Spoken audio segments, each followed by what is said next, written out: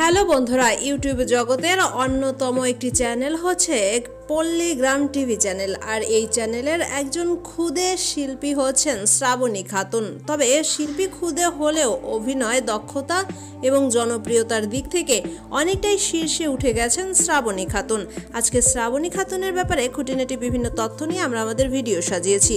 পুরো ভিডিও শুরু করার আগে একটি কথা বলি, ভিডিওটি ভালো লাগলে অবশ্যই একটা লাইক দিবেন।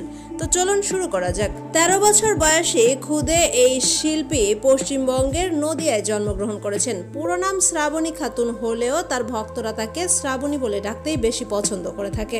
4 ফিট 2 ইঞ্চি উচ্চতার জনপ্রিয় এই অভিনেত্রীর পরিবারে বাবা মার পাশাপাশি একটি ছোট ভাইও রয়েছে, অর্থাৎ 4 সদস্যের পরিবার শ্রাবণী খাতুনের।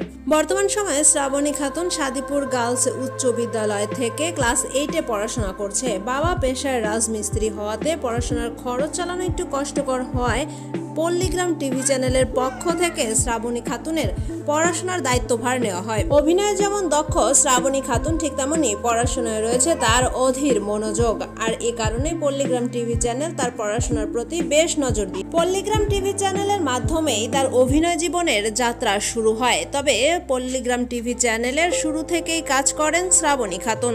আজকে পল্লীগ্রাম টিভি চ্যানেল যে জায়গায় দাঁড়িয়ে আছে তার পিছনে শ্রাবণী খাতুনের অবদানও কোনো অংশে কম নয়, কারণ ক্ষুদে এই শিশু শিল্পী হলেও তার অভিনয় দক্ষতা অনেকটা বড় অভিনেত্রীদেরও ছাড়িয়ে যায়। শ্রাবণী খাতুনের ইনকামের দিকে তাকালে দেখা যায় পল্লীগ্রাম টিভি চ্যানেল থেকে আগে প্রতি মাসে শ্রাবণী খাতুন প্রায় 30,000 টাকা করে পারিশ্রমিক পেত। তবে পল্লীগ্রাম টিভি চ্যানেল তাদের নিয়ম পাল্টানোর পর অভিনয় প্রতি পারিশ্রমিক দিয়ে থাকে, কিন্তু বর্তমান সময়ে শ্রাবণী খাতুন ঠিক কত টাকা পারিশ্রমিক নিয়ে থাকেন এক একটি নাটক বা ভিডিওতে কাজ করার জন্য তার সঠিক তথ্য পাওয়া যায়নি।